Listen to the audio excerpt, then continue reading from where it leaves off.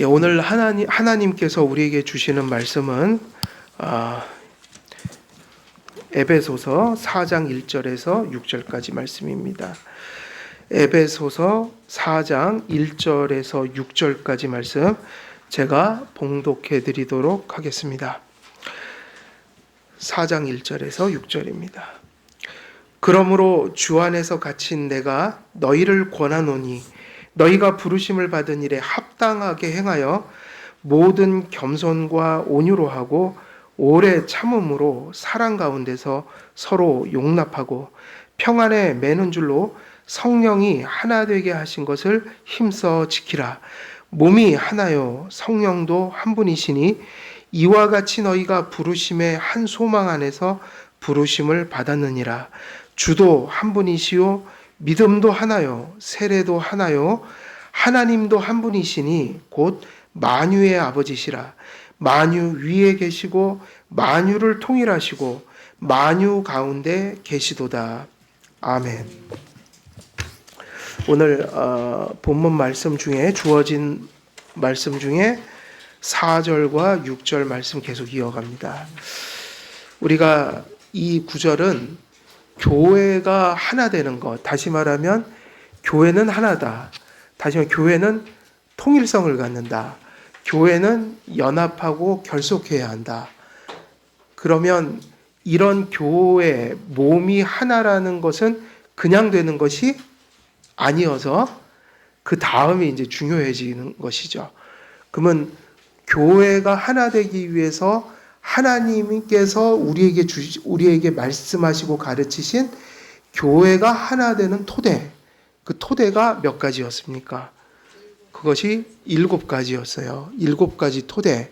이것이 없이는 안 된다는 거예요. 그래서 그 얘기는 무엇이죠? 세상에 있는 것으로 되지 않는다. 그래서 그 7가지는 3가지는 뭐였습니까?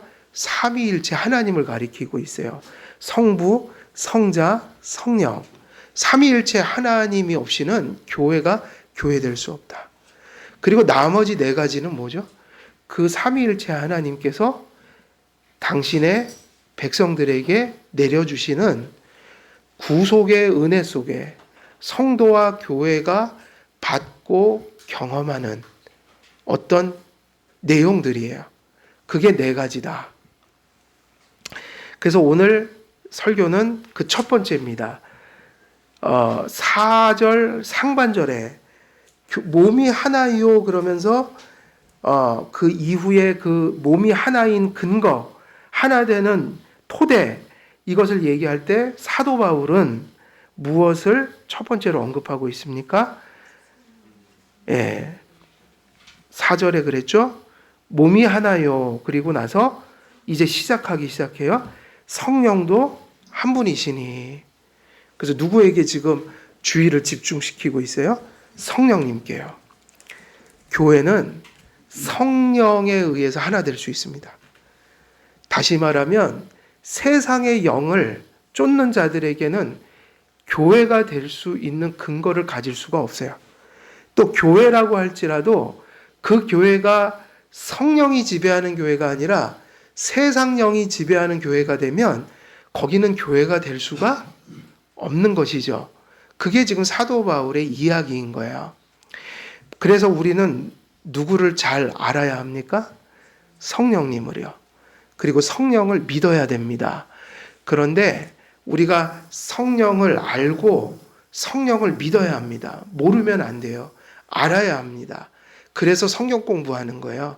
그래서 말씀을 선포하는 거예요. 그래서 말씀을 들을 때 성령을 믿어야 합니다. 근데 믿는다는 얘기는 여기까지 가야 되는 거죠. 도대체 믿는다는 게 뭡니까? 진짜 믿는다는 것이 어디로 귀결됩니까? 라고 하면 성령님을 우리가 알고 믿는 이유가 무엇이죠? 성령을 알고 믿는 이유가 무엇입니까? 성령님이 우리를 좀 이끌어 달라는 거 아니에요? 구원으로, 구원받은 자의 삶으로, 구원받은 자들이 누려야 할 복으로 성령님 저희들을 제발 지배해 주십시오. 이끌어 주십시오. 인도해 주십시오. 그러면 그 얘기는 뒤바꾸면 무슨 얘기가 되죠? 성령을 믿는다. 그럼 그 얘기는 성령님 나를 좀 내 힘으로 갈 수 없는 그 길로 인도해 주십시오. 그게 뭐냐면 은혜를 받는다는 얘기죠. 근데 그 은혜를 받는다는 얘기는 결과적으로 이렇게 귀결될 수밖에 없어요. 그러면 우리를 천국으로, 우리를 구원으로, 구원받은 자의 삶으로 이끄시는 분이 누구일 수밖에 없어요? 그러면 성령님이 나를 이끌어 주셔야 되잖아요. 그럼 그 얘기는 뒤바꾸면 무슨 얘기가 되죠? 우리의 모습 속에 나타나는, 우리의 인격 속에 나타나는 모습은 뭐예요? 성령님의 은혜를 받은 자는 결국 우리를 이끌어 가시는 분은 성령이시니 우리가 이끄시는 대로 가야 될 거 아닙니까? 그걸 뭐라고 부르죠? 그걸 성령의 충만, 성령의 지배. 그럼 성령이 지배를 받고 있다는 건 우리의 인격 속에서 나타나야 되는 거잖아요. 왜냐하면 은혜는 어디에 떨어지니까요? 인격에. 그러니까 은혜를 뒤바꾸면 우리는 은혜를 받으면 이런 모습이 됩니다 이거예요. 그럼 이런 모습이 아니면 거기엔 은혜가 있다 없다? 없다라는 얘기예요. 그러니까 믿는 거 중요합니다. 근데 믿음이 우리에게 역사할 때 일어나는 우리의 모습은 성령님이 나와 함께 하고 계신다. 나를 이끌고 계신다. 위험한 곳에 있으면 우리를 거기서 끄집어 내오신다. 그 얘기는 한마디로 얘기하면 순종한다는 얘기예요. 순종이 뭐예요? 내가 누구에게 지배를 받고 있다는 얘기입니까? 제 말이 맞아요? 틀려요? 순종을 안 하는데 어떻게 성령이 지배하고 있는 실제가 있을 수 있냔 말이에요. 그럼 이거를 오해하지 마세요. 우리가 순종을 한다는 것은 우리가 우리의 힘으로 무엇을 하고 산다는 의미가 아니라 은혜가 나를 지금 지배하고 있는 것이 나타나고 있는 현상이라 이거예요. 성령님이 나를 지배하고 계실 때 우리에게 나타나는 현상이 뭡니까? 믿는 거고 순종하는 거예요. 순종은 뒤집으면 내가 누구에게 지배를 받고 있는 거죠. 우리는 절대로 우리가 이 길은 아니야. 일로 가면 큰일 나. 이건 하나님 뜻이 아니니까 내가 이걸 선택해서 하나님께 순종해야지라는 마음은 그건 인간 본성에 있는 걸까요? 없는 걸까요? 있는 거예요? 없는 거예요? 성경은 그건 우리에게서 나올 수 없는 거라고 가르쳐요. 그건 거듭나서 성령님이 은총을 주실 때 나타나는 거예요. 왜냐하면 타락한 자는 절대로 하나님께서 부르시는 그게 복음이든 율법이든 그것을 받아들일 의지를 가질 수가 없어요. 그래서 성령께서 역사하지 아니하시면 우리는 다 리젝트합니다. 모든 걸 리젝트하게 돼 있어요. 그게 거듭나지 못한 자의 모습인 거예요. 내가 하나님의 말씀을 지금 지상의 성도들은 많이 불순종하죠. 그러나 성도들은 불순종할 때마다 가슴이 찔려서 뭐를 해요? 회개하고요. 성령님이 큰 은혜를 주면 죄를 안 짓고 뭐를 따라가요? 말씀을 따라가는 실제가 실제로 있어야 합니다. 그게 전혀 없다면 그 사람은 내가 믿음이 지금 없는지도 모르겠다. 내가 거듭나지 않은지도 모르겠다. 내 안에 예수의 영이 없을 수도 있다. 그러니까 빨리 누굴 믿으라는 거예요? 예수님을 빨리 믿고 빨리 회개하라. 그러니까 우리는요, 우리의 본성 속에 뭐가 있어서 우리가 순종해서 구원받고 또 그거로 공로 쌓고 이거는 카톨릭 신학이에요. 중세 신학. 다시 말하면 천주교 신학, 로마 교회 신학. 우리는 절대 그렇게 하지 않습니다. 모든 게 다 뭐예요? 은혜입니다. 그런데 이게 중요하죠. 은혜를 받으면 뭐를 할 수 있다고 믿는 거예요? 노력, 순종, 결단. 그러니까 우리가 하나님께 예배하고 하나님께서 주신 생명의 길을 내가 사모하고 선택하고 그렇게 살아야겠다는 의지가, 이거는 하나님 안 믿는 본성에는 없는 거다. 근데 누가 역사하시고 누가 믿음을 주시면 노력하고 선택하고 그렇게 살 의지를 갖게 된다는 거예요. 성령이요. 그래서 우리는 우리의 힘으로 살지 않고 누구의 힘으로 살아요? 성령이요. 성령님을 의지해서. 그것이 되게 중요합니다. 그런데 성령님은 무엇을 가지고 그거를 그렇게 하세요? 성경이요. 그래서 성경에서 그랬잖아요. 믿음은 어디서 나나니? 들음에서 나고 들음은 그리스도의 말씀으로 말미암느니라. 그러니까 성령을 의지한다는 것은, 은사주의 교회 속에 맨날 주여 성령이요 이래요. 근데 뭐를 잘 안 가르쳐요? 성경을 안 가르치고 교리를 안 가르쳐요.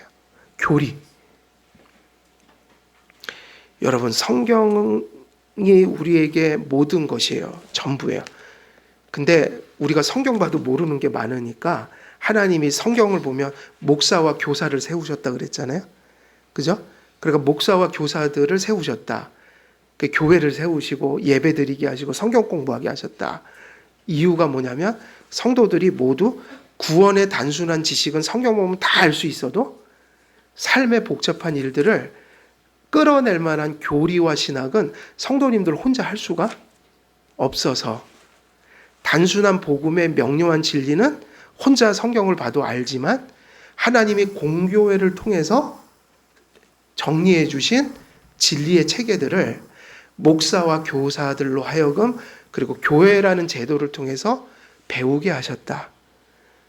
그러니까 성령님의 충만을 받으려면 말씀을, 결국 그 얘기죠, 들어야 된다. 그러니까 성경을 읽고 듣고 배우는 걸 열심히 하지 않으면서 성령 충만을 얘기할 수가 없어요. 왜냐하면 성령님이 말씀을 가지고 그걸 하시니까 말씀을 떠나서는 성령의 역사가 있을 수가 없다라는 얘기예요. 그래서 이 얘기가 중요합니다. 은혜를 주셔야 되고요, 먼저는. 근데 은혜를 받으면 성령님을 순간순간 의지해서 살아야 되고요. 성령이 임하면 그 마음을 주시는 거니까요. 다른 걸 주시는 게 아니라. 그러면 성령님을 쫓아간다는 게 무슨 말인지를 이해해야 한다. 그럼 그건 무슨 말인가? 결국은 말씀을 내가 붙들고 사는 것이다. 그런데 그래서 아까 저희들은 그 얘기가 되게 중요해져요. 말씀을 붙들고 산다는 얘기가 뭐냐면 지식으로, 정보로 이걸 축적해 간다는 게 아니라 여기서 들은 말씀은 한치의 가감 없이 들려주신 말씀 그대로, 누구의 말씀이라는 거죠? 하나님 말씀. 그걸 어디서도 인정하고 가야 돼요. 교회에서, 그러니까 교회에서도 안 되면 정말 안 되겠죠. 여기야말로 가장 갖추어진 모습으로 말씀 추구하는데 여기서 마저 말씀이 제대로 안 들려지고 선포되지 않으면 끝장인 거죠. 그래서 교회가 중요하긴 한데 여기서 들은 말씀을 어떻게 하는 거예요? 생활 속에 가져가셔야 돼요. 그래서 성경은 그 얘기를 자꾸 강조해요. 리멤버하라. 이스라엘 백성들이 타락할 때마다 무슨 선지자들이 나타나서 여호와께서 말씀하신 것을 기억하라 그랬다고요? 항상 말씀은 새 것을 주지 않았고 이스라엘 백성들에게 언제 주신 말씀을 전하게 했어요? 아담에게 들은 말씀, 아브라함이 받은 약속, 그리고 시내산에서 받은 바로 그 말씀을 선지자들이 새 것을 얘기한 게 아니라 그 말씀을 통해 그리스도를 전하며 돌아가라고 했어요. 그래서 교회는 항상 새 것을 쫓아다니는 곳이 아니에요. 교회는 그 말씀을 전해야 돼요. 그 말씀. 그 말씀이에요. 우리 영어로 하면 더 정관사를 붙여서 그 말씀. 그걸 계속 붙들어야 되고 그걸 계속 반복해야 돼요. 어느 정도로요? 리멤버가 될 정도로. 그래 은혜는 뭐냐면요. 새겨지는 거예요. 어디에요? 가슴에. 그래서 여러분 그 말씀이 어디서도 가감없이 한치의 가감없이 그 말씀 그대로를 어디서 인정해야 할까요? 생활 속에서요. 교회에서 안 되는 것은 가정에서도 안 되는 것이고 내 골방에서도 안 되는 것이고 그리고 여러분이 가서 직장 생활하는 직장에서도 안 되는 것은 안 되는 거예요. 여러분들이 학교에 학생들이 있는데 학교 가서도 교회에서는 안 되는데 학교 가서 되는 게 아니라 교회에서 안 되는 것이면 학교 가서도 안 되는 거예요. 근데 우리가 부족하잖아요. 말씀이 이렇게 높은 거지 우리 수준이 높은 건 아니잖아요. 그리고 진짜 성령 받고 성화된 사람은 자기를 수준 높다고 생각할 수 있을까요? 없을까요? 이거 여러분 잘 생각하셔야 돼요. 저는 이게 제 고백이기 때문에 그래요. 제 고백인데 이게 어떻게 된 거냐면 딱 한 가지 이유밖에 없어요. 말씀과 성령 안에서 제가 원죄와 자범죄가 뭐라는 것을 알았고 체험했다고요. 이건 체험이어야 돼요. 신비 체험 얘기하는 게 아니고 그 말씀이 진짜 나였던 거를 안 거예요. 그러면 어떻게 되냐면 내가 죽을 때까지 어느 순간에도 어쩌면 그것을 깨닫고 성령 충만한 사람은 절대 그 얘기 못합니다. 내 신앙이 좋아. 내가 다른 사람들보다 훨씬 잘난 신앙을 가지고 있어. 이 얘기를 할 수가 없어요. 그게 뭐를 반증하냐면 지금 말씀을 잘못 읽었고 성령이 전혀 충만하지 않다는 증거예요. 왜 그런 줄 아십니까? 죄인인 걸 깨달으면요.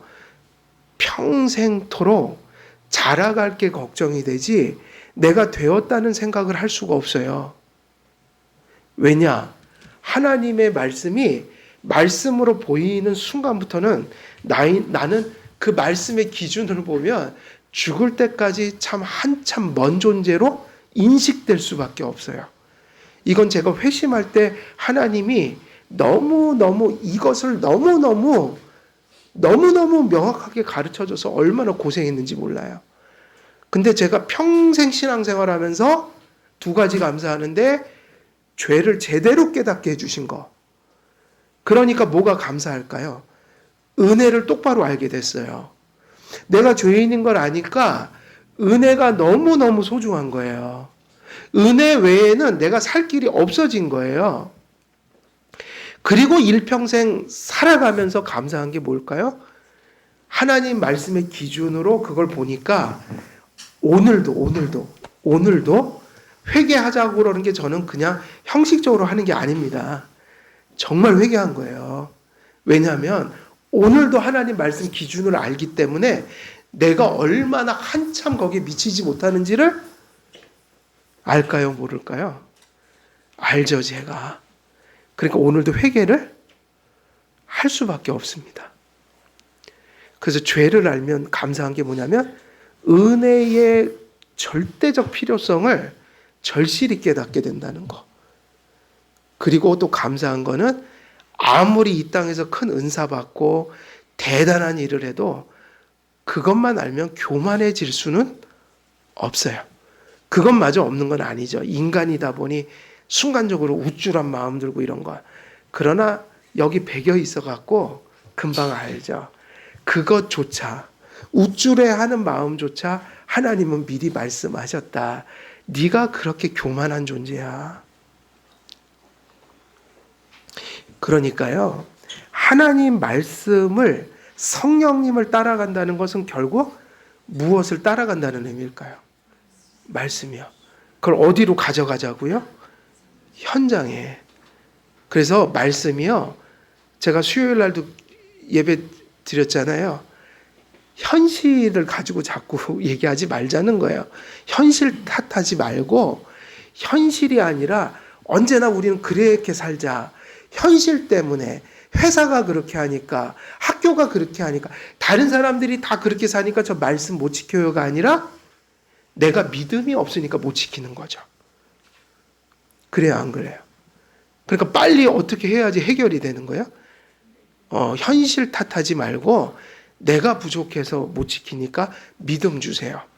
그러면 조금 잘할 수 있어요. 완전히는 못 사니까 그건 우리가 안고 가야 될 문제고, 그건 어쩔 수 없잖아요. 여죄가 있고 사람마다 믿음의 분량이 다 달라요. 어쩔 수는 없는데 중요한 건 뭐냐면 거기서 앞을 향해서 자꾸 끊어내는 게 있고 고치는 게 있고 더 잘하는 게 나타나느냐 나타나지 않느냐. 그러면 현실 탓하고 살면 그건 이제 못 가요. 그게 발목을 잡아서 타협하고 살아야죠. 뭐 그러면 그게 아니라 내 믿음이 없어서 제가 죄졌습니다. 오늘 사회가 그렇고 현실이 그래서 그런 게 아니라, 근데 이게 사실 아니에요. 무슨 이유든 나머지는 유혹을 하는 거지 죄 짓는 건 누가 짓는 거죠? 믿음이 없으니까 죄 짓는 거죠. 믿음이 작아서, 내 믿음이 흐트러져서. 그러니까요, 언제나 죄 질 때는 세상성이 그래서 그런다 그러지 말고, 하나님 오늘도 제가 부족해서 죄 졌으니까 하나님 또 앞을 향해서 갈 힘을 주세요. 그래야지 뭐가 됩니다. 근데 그 마음을 가질 수 있게 하는 게 어디서 오는 거죠? 인간의 말이 그렇게 만드는 게 아니라 하나님 말씀 들을 때 믿음이 생기고 하나님 말씀에 순종할 의지가 발생하는 거예요. 왜냐? 성령님이 말씀 가지고 역사하시니까요. 그러니까 어디도 가져가자는 거예요. 생활 현장 속의 말씀을 거기서 가져가자는 얘기는 거기서 뭐를 인정하고 살자? 네. 내가 못하면 못한다고 말씀을 끌어내리지 말고 내가 못했다고 하면 되는 거야. 하나님은 그런 사람을 사랑하세요. 내가 부족해서 죄졌습니다. 하나님 인정하는 거. 그러면 율법에 완전히 도달할 수 없지만 하루하루 어떻게 되는 거예요? 인정한 만큼 고칠 수 있어요. 그러니까 무슨 탓하지 말자? 시대 탓하지 말자. 문화가 어떻다고 탓하지 말자. 세상 풍속이 그렇다고 탓하지 말자. 제가 말씀드린 것처럼 지금이 힘듭니까? 사도 바울이 사역했던 곳이 힘듭니까? 우리는 엄청 행복하죠. 사도 바울 초대교회 때는 다 잡아 죽였습니다. 요 말 한마디 했다고. 예수 그리스도께서 퀴리오스이십니다. 주. 지금으로 따지면 무슨 뭐 바이든이 주님이시고 또 윤석열이 주인이시고 또 누구예요? 푸틴이 주인이시고, 그럼 죽였다고요. 지금은 안 그래도 되잖아요. 욕해도 잡아가지는 않잖아요. 이 시대가.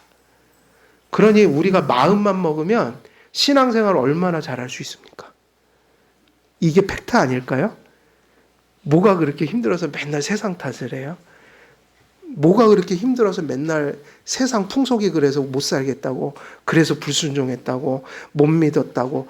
이게 거짓말이다 이거예요. 아니에요.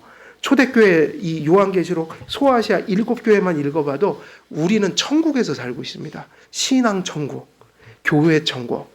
그러니까는 지금 상황은 그래요. 아무도 우리를 아직 죽이고 잡아가고 욕하지 않는데 우리 신앙이 약해져 갖고 스스로 다 안 믿고 불순종하고 범하고 살아가는 거라고요. 이게 제가 거짓말하는 건가요? 우리가 사도 바울이 신앙생활을 하던 때보다 더 힘든가요, 우리가? 아니지, 지금 이게 증거잖아요. 예배 드리는데 누가 와서 예배 드린다고 잡아가는 사람이 있어요? 우리가 다 스스로 안 하는 거잖아요. 신앙의 순종을. 그러니까 이렇게 해야죠. 하나님 믿음 없음을 용서해 주옵소서. 사도 바울 때도 풍속을, 이 시대의 풍속을 좋지 말고 그랬다고요. 그때 풍속은 어마어마한 것들이에요. 그 풍속을 쫓아가지 않으면 경제활동이 멈춰요. 생명이 끊어져요. 우리는 맘만 먹으면 성령님이 역사하실 수 있도록 성경 마음대로 읽고 마음대로 전하고 마음대로 성경 공부하고 이렇게 행복한 시대를 살아가고 있다고요. 그러니까 코스프레 하지 말라는 거예요. 순교자 코스프레. 마치 우리가 초대교회 때 당하고 있는 거 당하고 있는 사람들처럼 마치 내가 하고 싶은데 세상이 못하게 해서 내가 신앙생활 못하는 그런 코스프레를 갖다 버리자. 우리는 이제 좀 새로운 마음을 이제 좀 가질 때가 됐어요. 이 한국교회가요. 하나님 앞에 거짓말하지 말자. 그래서 교회가 교회의 토대가 되는 것은 뭐죠? 성령. 첫 번째 토대. 성령. 그러므로 그리스도와 성도를 그래서 이 말이 되게 중요해요. 성령님이 교회가 하나 되게 하는 토대인 이유가 뭐냐면 이제 여기서부터는 이런 하나님의 말씀과 교리가 중요해지죠.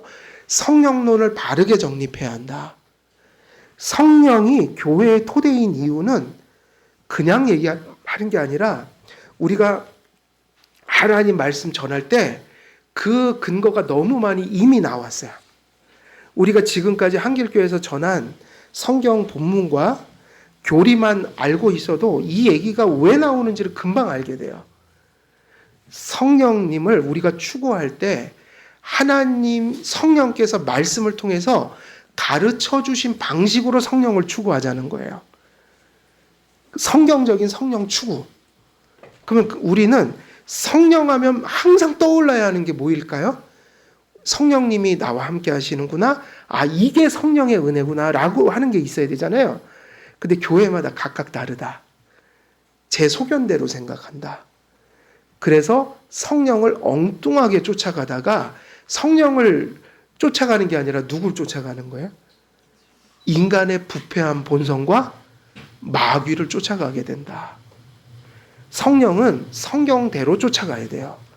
그러면 성경이 가르치는 다시 말하면 공교회들과 사도들이 그리고 종교개혁자들이 그리고 바른 그 신앙의 고백을 이어받고 있는 순수한 교회들이 추구해야 될 성령.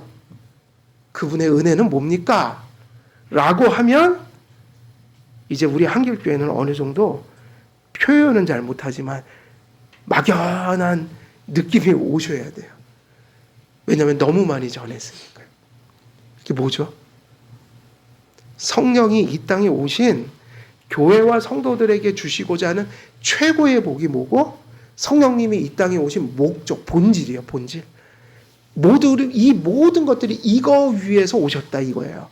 다른 모든 성령의 역사는 이걸 위해서 일어난다. 그럼 그게 뭐죠? 응? 아유, 역시 수준이 우리 교회는 높아요. 답이 이게 다른 데서는 안 나옵니다. 제가 3박 4일 기다리다가 본 적이 있어요. 연합, 그리스도와의 뭐죠? 연합과 교제예요. 아까 그 얘기 드렸죠? 성령이 말씀을 통해서 우리를 지배하셔야 된다. 교회는 이것 없이 하나 될 수 없다. 그럼 이걸 한마디로 요약한 게 뭐냐면 그리스도와의 뭐예요? 연합과 교제예요. 여러분이 그리스도 안으로 들어오는 일이 발생하는 것이고 이제 들어온 사람들이 누구와 친밀한 관계를 일평생 이루어가는 거예요? 그리스도. 그래서 교회가 왜 하나님이 주일을 제정하셨을까요? 주일 제정해서 주일 성수할 때 할 게 많지만 주일날 제일 중요한 게 뭐예요? 공예배. 공예배 소중히 여기셔야 돼요. 그래서 공예배를 그 시작부터 강복선언 끝날 때까지 그게 다 누구에게 드리는 예배예요?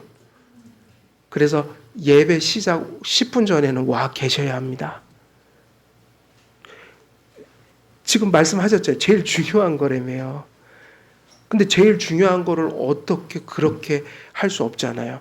10분 전에 최소한 10분 전에 오셔서 잘 준비하시고 첫 순서 예배로 부름 거기서부터 이제 예배가 시작되는데 우리가 이 의식을 가져야 돼요. 누구에게 드리는 예배예요? 하나님. 그러니까 우리가 아까 얘기한 게 그거예요. 성령 충만이 다른 게 아니라 그걸 머리로 인정하지 말고 실제로 예배 시간에 인정하라는 거예요. 생활 속에 가서 인정하고. 그러면 어떻게 생활이 되죠? 그걸 인정하니까 그게 지식이 아니라는 증거는 뭐냐면 진짜로 예배 드릴 때 그 모습이 나오죠. 그러면 어떻게 하냐면 다른 세상에 제일 중요한 자리는 내가 그럴 수 있어도 예배는 누구에게 드린다는 의식이에요. 그래서 그 대단한 거 아니냐. 10분 전에 오셔서 누구에게 드리는 것처럼 해야 되는 거예요. 근데 사실은 처럼이 아니라 진짜잖아요, 이게. 그래서 예배의 부름, 그리고 뭐가 딱 끝나야 될까요? 강복, 선언이 끝날 때까지 자리를 떠나서는 안 됩니다. 그러면 이게 뭐냐?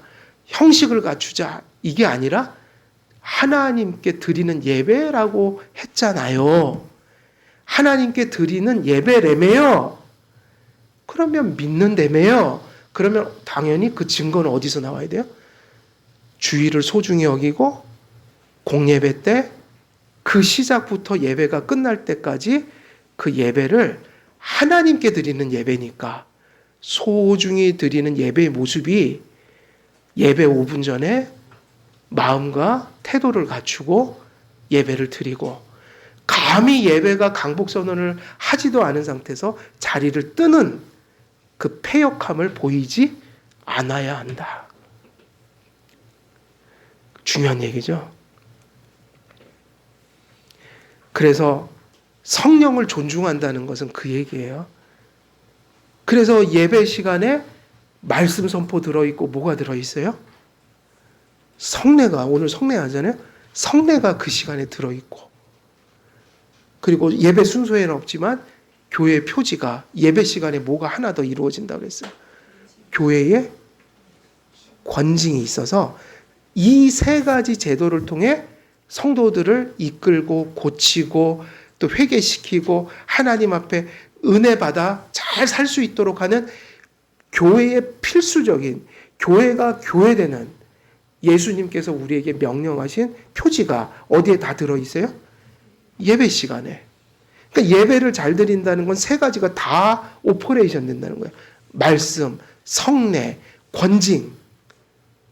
이것이 누가 역사하시는 수단인 거예요?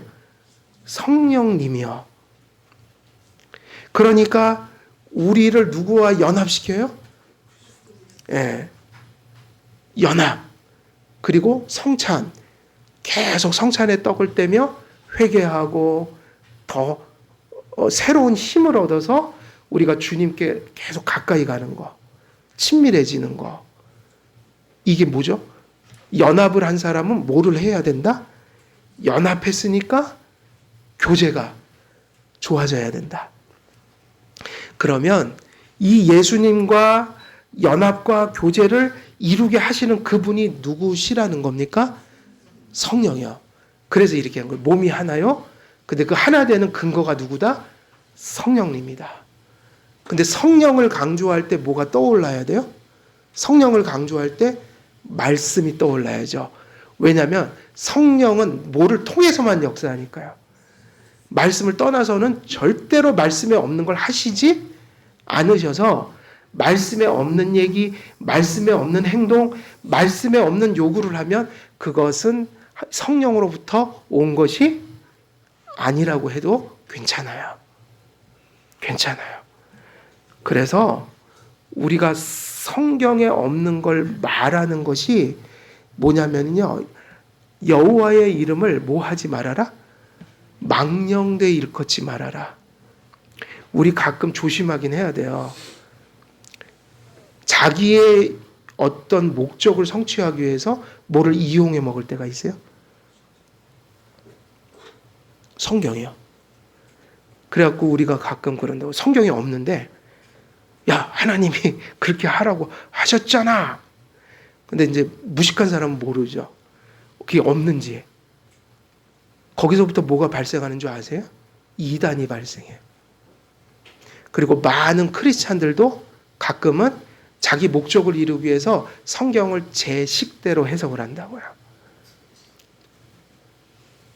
성경에도 없는데 그 목적을 관철하기 위해서 야, 하나님은 그렇게 하라고 그랬어. 속이는 거야. 그게 뭐다? 여호와를, 그의 이름을 망령되이 일컫지 말라. 그래서 여러분, 성경을 잘못 해석하는 거는 무지무지 여호와의 이름을 망령되게 하는 거예요. 왜냐하면 여호와의 이름은 여호와의 뭐라고 그랬죠? 속성이라고 그랬어요. 성경을 제멋대로 해석하는 건 누구의 속성을 변개하는 거예요? 여호와의 이름을 더럽히는 거다. 그래서 교리가 중요합니다. 교리는 가장 깨끗한 성경 해석이에요. 공적이고 검증된.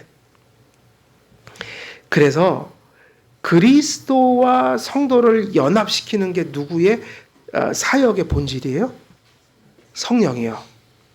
그렇게 하니까 결국 이 성도를 그리스도와 연합시키고 교제시킨다는 의미 속에는 이런 의미가 들어있죠. 성령께서, 그러니까 성령이 하시는 사역의 본질은 우리를 누구에게로 이끄는 역할인 거예요? 그리스도께. 그럼 한번 여쭙게요. 지금 예수님의 신성은 언제나 그분은 하나님이셨으니까, 예수님은요. 예수님은 언제나 하나님이셔요? 지난번에 어떤 분이 그 얘기를 하시는 거예요. 예수님 하나님 아니래요? 아, 깜짝 놀랐죠. 아닙니다. 예수님은 하나님이십니다. 어디에 기록되어 있어요? 니케아 신경에, 칼케돈 신경에. 그건 다 어디서 해석해서 나온 거예요? 성경이요. 성경이 예수님은 하나님이라고 그랬어요. 그러나 그분의 인성은 어디에 있죠? 그분의 인성은 어딘가에 있죠? 그래서 그분의 인성은 지금 눈에 보여요, 안 보여요? 그의 육체는. 근데 우리는 그의 전부에 연합되어 있다고요. 영혼만, 그분의 신성만이 아니라 그분의 인성, 그분 예수 그리스도 전인격에 우리가 연합해 있다고요. 그럼 예수님의 육체는 보이지도 않고 지금 이 땅에 없다고요. 근데 어떻게 우리가 그분의 육체에 참여할 수 있죠? 성령이 그분의 도관이 되어서, 통로가 되어서 우리가 지금 예수님 안에 있고 우리가 예수님이 우리 안에 있는 이유는 누가 그렇게 해주시는 거예요? 성령을 통해서. 아까 말씀드렸죠? 성령을 통해 연합과 교제가 이루어진다. 그러니까 성령님은 항상 성경에 기록된 예수 그리스도께서 이루시고 그분이 우리에게 베풀어 주시는 모든 은총을 누구께서 그 그리스도 안에 있는 그 모든 은총을 누가 우리의 것이 되게 하시는 거예요? 성령이요. 그걸 가리켜 구원의 서정이라고 부르는 거예요. 우리가 그러니까는 이 땅에서 한 성도 한 성도가 선택을 받아서 예정을 입어서, 예정을 입으면 믿음을 주실 거 아니에요? 그래서 믿음을 가지고 예수님이 주신다고는 약속이 우리 안에 다 들어오는데, 그것이 들어오는 것이 누구 때문이냐고 물으면 그게 성령님의 역할인 거예요. 그런데 누구 안에 있는 것만 주셔요? 성령께서는 언제나 예수님 안에 있는 것을 주신다. 성경에 없는 것을 주시지 않고 성경에 약속하신 것을 주신다 이거예요. 그러니까 이것을 가리켜서 뭐라고 그랬냐면 연합과 교제다. 그러면 이제 우리는 분명한 게 추구할 바예요. 이게 이 감각을 가져야 돼요. 우리가 성령 충만해야지 그리스도의 영, 우리 성령과 성령의 지배를 받아야지 할 때 성령이 충만하다라는 것을 우리가 알고 추구해야 될 거 아니에요? 그럼 바란다는 거죠. 그걸 바라고 산다는 거예요. 그것이 이루어지는 것이 우리의 목적이 되도록 산다는 거예요. 그러면 성령님이 나를 지배하고 나를 인도해 주시고 성령님이 내 삶 속에 복을 주셔야지라고 할 때 그것은 구체적으로 어떤 바램으로 나타나는 걸까요? 라고 하면 연합과 교제가 본질이라고 그랬잖아요. 아, 성령님은 이렇게 역사하시는구나. 여기에 계시구나. 그리고 나는 성령님께 이런 은혜를 받아야지. 라고 할 때 그것이 뭐라는 거예요? 연합과 교제라고 했잖아요. 그건 풀면은 쉽게 얘기하면 이거죠. 성령이 계신 곳에 어떤 일이 일어난다는 걸까요? 이게 중요한 거예요. 적용적인 거예요. 성령이 계신 곳에 사람들은 이게 성령의 역사야, 이게 성령의 역사야 각각 다르다고 했죠. 저는 분명히 본질은 이거여야 한다. 성령은 자기 자신을 드러내시는 분이 아니에요. 성령은 항상 말씀으로 자기가 계신 곳을 알려주세요. 말씀이 바르게 역사하고 믿어지고 실천되는 곳에 누가 계시다? 그렇게 분별하는 거라고요. 그런데 이 성령은요, 자기를 드러내지 않고 누구를 드러내기 위해서 오신 거예요? 그리스도요. 그리스도가 이루시고 그리스도가 우리에게 주시고자 하시는 것을 주시기 위해서 오신 거니까 성령이 우리 안에 충만하다는 얘기는 이런 곳에 역사가 있는 것이다. 예수님을 분명히 아는 곳에, 이거 중요하죠? 예수님을 성경 따라서 바르게 아는 곳에, 그분을 분명하게 아는 곳에 누가 계신 거죠? 성령이 아니면 그 일이 일어날 수가 없어요. 그럼 성령을 알았어요. 그런데 그곳에 무슨 일이 벌어졌어요? 알 뿐만 아니라 그분을 지식과 확신과 전적인 신뢰함 속에 의지하는 그 믿음이 충만해졌어요.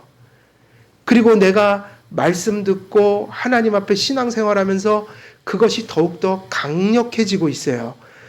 다시 말하면 믿음이 분명해지고 강력해지는 곳에 누가 계신 거예요? 그곳에 성령이 계시다고 볼 수 있는 거예요. 그리고 더 나아가서 내가 알고 믿은 그 말씀을 어디에서도 쫓아갈 의지가 자꾸 내 마음속에서 충만해져 가는 거예요. 어디서? 가정에서, 학교에서, 직장에서, 그리고 또 조금 더 다른 말로 표현하면 그 말씀에 충돌하고 위배되는 문화와 풍속이 가득한 조류 속에서 내가 말씀 인정하고 알고 믿고 따라갈 그 믿음이 선명해지는 그곳에 누가 계신 거예요? 예, 성령이요. 근데 하늘이 뒤집어졌다는 무슨 역사를 경험해도 단순히 이것이 없다면 거기에는 성령이 충만한 게 아니라 누가 충만한 거예요? 악령이 충만한 거라고요. 이거 중요한 뭐를 가르쳐 드리고 있는 거냐면 이게 뭐냐면 영분별이라고요. 영분별.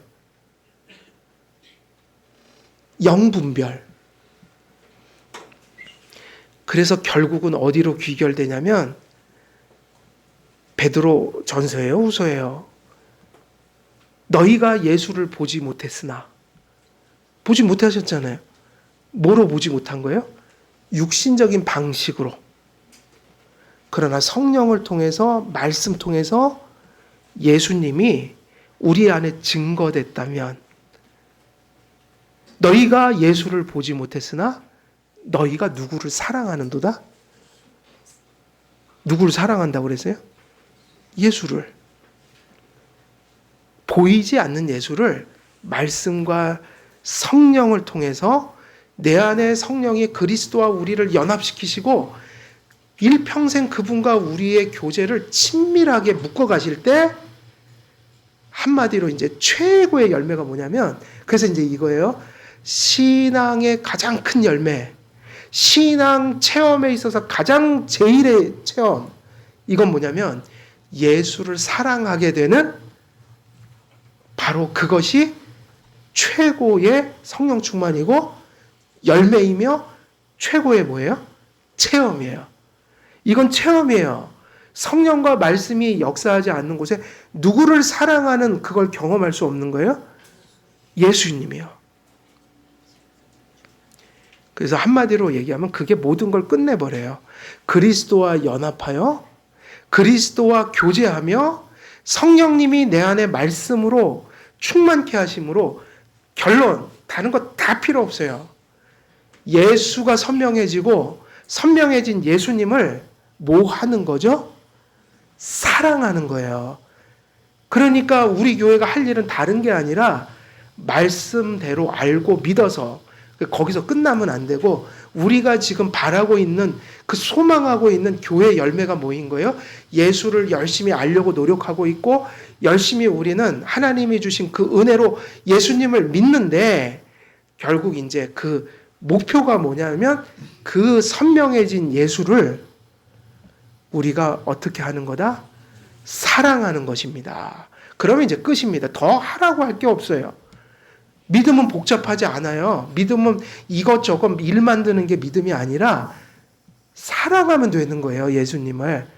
그러니까 사랑하니까 예배가 달라지는 것이고 하나님을 향한 태도가 달라지는 것이고 그 사랑이 생기니까 세상에서 내 목에 칼을 들이대도 나는 예수 길을 가겠습니다라고 할 수 있게 되는 것이지 주님을 향한 사랑이 없는데 그걸 할 수가 있는 게 아니다. 그러니까 한마디로 이제 다 끝나버리죠. 예수 믿는 거 간단합니다. 말씀 통해 바른 믿음 가져 예수님과 연합하고 교제함으로 우리가 누굴 사랑하고 사는 거예요? 예수님이요. 그 예수님을 사랑하니까 예배도 똑바로 드리고 이웃들에게도 함부로 하지를 못하게 되니까 결국 모든 삶의 문제는 어디서 끝나는 거예요? 예수 사랑. 그래서 여러분 가정도 자녀 있고 부모 있고 나는 또 중간에 낀 존재인데 저는 간단합니다. 이게 방법이 아니에요. 제가 자녀 입장에서 얘기해 볼까요? 부모님에게 공경하라. 이걸 어떻게 이루지? 머리를 막 굴립니다. 안 돼요, 머리로는. 방법이 없죠. 또 사람마다 처한 상황도 다르고 간단해요. 예수님 사랑하면 그냥 공경하는 거죠. 말씀이 단순해져야 순종이 되는 거예요. 아, 예수님 사랑해서 이렇게 하지 말아야지. 아니면 예수님 사랑하니까 이렇게 해야지. 이게 사랑하니까 되는 거라고요. 그럼 무슨 뭐가 필요 없어요. 그냥 말씀이 단순하게 순종이 돼요. 그러니까 하나님을 사랑할수록 뭐가 단순해져요? 삶이 단순해지죠. 여러분 우상 숭배하지 말라고 그랬잖아요. 그거 방법이 있나요? 만일 예를 들면 우상 숭배 누가 하라고 여기다 절하라고 그러는데 안 하는 걸 이론으로 안 하는 겁니까? 그냥 하나님이 하지 말라고 그러니까 안 하는 겁니까? 십계명이 복잡하던가요? 성경은 이렇게까지 얘기해요. 불신자들의 마음속에도 자연법으로 새겨져 있다. 뭐가? 지금 오늘 저희들이 얘기한 십계명이. 그러니까요. 머리로 하는 게 아니라 예수님을 사랑하면 그 단순해지면서 그냥 되는 거예요. 그냥 이렇게 되죠. 누가 너 여기다 절 안 하면 죽여버릴 거야. 그러면 여기서 갑자기 하나님 사랑이 일어나면 아유, 내가 어떻게 주님 거였게. 그냥 죽자. 이게 어디서 나온다고요? 예수님에 대한 사랑이 분명해진 곳에서. 내 부모를 공경하라. 아이고 복잡하고 힘들죠? 왜 복잡하고 힘든지 아세요? 예수님을 사랑 안 하니까 복잡해지죠. 방법이 되니까. 근데 간단해요. 내 부모를 공경하라 이 말씀이 하나님 말씀으로 들려지고 내가 예수님 사랑하는 마음이 막 올라오잖아요. 그럼 그게 단순해진다니까요. 내 부모를 공경하라. 아이고 하나님이 말씀하셨으니까 들어야지. 아유 내가 이걸 어기면 하나님이 가슴 아파하지. 그냥 하나님 말씀이니까 그렇게 해야지. 그래서 그냥 되는 거예요. 이해가 되십니까? 그러니까는 가끔은 이게 뭐 대단한 오은영 같은 분이 오셔서 얘기를 해줘도 그게 심리의 표피를 다룬다고 봐야 돼요. 세상 심리학은. 뭐를 다루고 있다고요? 세상 심리학은 뭐를 다루는 거예요? 마음의 표피를 다루는 거예요. 영적인 세계는 오은영 갖고 안 돼요. 뭐로 되는 겁니까? 말씀을 믿는 믿음과 그 믿음이 예수를 사랑하는 데까지 이르러 사랑으로 역사하는 믿음이 될 때 우리가 뭐 할 의지가 생기는 거예요? 순종할 힘이 생겨서 모든 게 단순해져요. 하나님 말씀이 왜 복잡해지냐면 말씀을 말씀대로 인정 안 하는 게 그 안에 들어있는 거고, 두 번째는 안 믿고 있는 거예요. 안 믿고 있는 거라고요. 그 다음 세 번째 뭐죠? 알고 믿는데도 안 되는 건 주님 사랑하는 마음이 있는 거예요, 없는 거예요? 그러니까 이렇게 되면 얘기는 간단해져요. 알고 믿고 사랑하면 반드시 뭐가 나타난다? 순종이요. 그래서 순종은요, 단순해야 되고 빨리 해야 합니다. 우리는 다 아니까 뭐가 옳은지 그른지 알거든요. 하나님이 하지 말래 하래 그러면요 그냥 거기서 끝내야 돼요, 결단을. 근데 왜 문제가 일어난지 아세요? 알긴 알아요. 근데 이런 상황에서 이래야 되지 않을까요? 뭐 이럴까요, 저럴까요? 근데 그 생각을 왜 하냔 말이에요. 순종이 안 되니까 자꾸 피할 길을 만들고 있는 거죠. 부모 불순종하면서도 이유를 많이 대는 거죠. 성경에서 얘기하는 많은 십계명의 그러한 계명의 내용들을 믿지 못하니까 자꾸 뭔가 빠져나갈 구멍을 만들려고 이리저리 구멍을 만들어 가는데, 그게 뭐냐? 잔꾀다. 딱 뭐만 있으면 순종할 수 있냐면 아는 거, 하나님 말씀인 거 아는 거, 그리고 뭐 해야 된다고요? 믿는 거. 그 다음에 뭐 해야 돼요? 사랑해야 합니다. 주님을. 그러면 됩니다.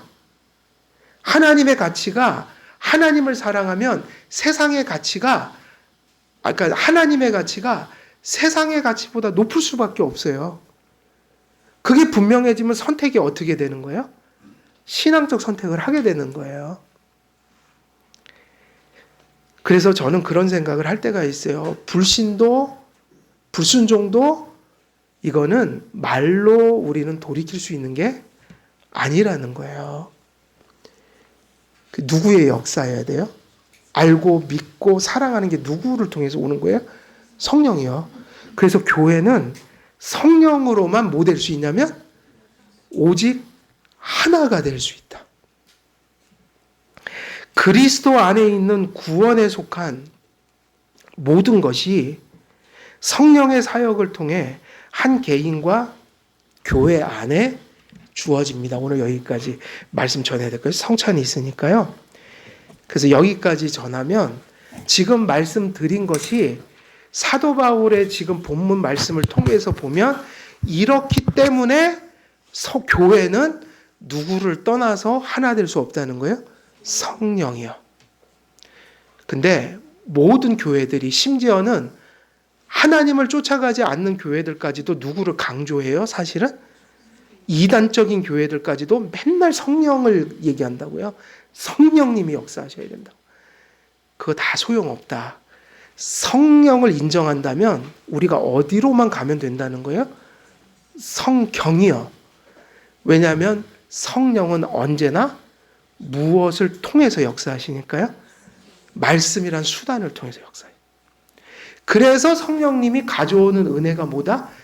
한마디로 표현하면 우리를 누구에게로 이끌어가는 게 성령의 역사입니까? 그리스도예요.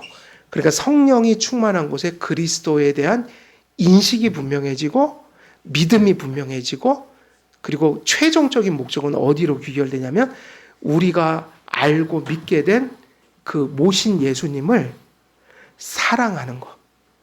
성경 본문대로 너희가 예수를 육신적으로는 보지 못했지만, 이 눈으로는 보지 못했지만 말씀과 성령을 통해 가슴속에 증거를 받아 그 믿음으로 모신 예수를 너희가 어떻게 하는도다? 사랑하는도다. 이거로 교회가 하나 된다. 그럼 답은 많이 나왔잖아요. 복잡하지 않아요? 성령이 왜 하나 되게 하시는지, 교회를 한 몸 되게 하는 근거인지 복잡하지 않다. 우리 한길교회 모든 성도님들, 이와 같은 성령님의 역사를 통해 우리 한길교회가 하나 되는 큰 은혜 받아 누리시기를 우리 주 예수 그리스도의 이름으로 축원드립니다. 기도하겠습니다. 은혜로우신 아버지 하나님, 오늘도 또 귀한 말씀 통하여 또 하나님의 진리를 증거했습니다. 오늘도 전한 말씀 성령께서 가슴속에 새겨지게 하시고 기억되게 하셔서 예배와 생활과 우리가 살아가는 모든 삶의 현장 속에 그 말씀을 붙들므로 성령이 역사하여 성령께서 주시는 열매로 가득한 우리의 삶이 되게 하시며 또 교회가 하나 되는 큰 복을 받아 누리는 그 은혜 받을 수 있도록 하나님 역사해 주시길 간절히 소망하옵나이다. 우리 주 예수 그리스도의 이름으로 기도드리옵나이다. 아멘.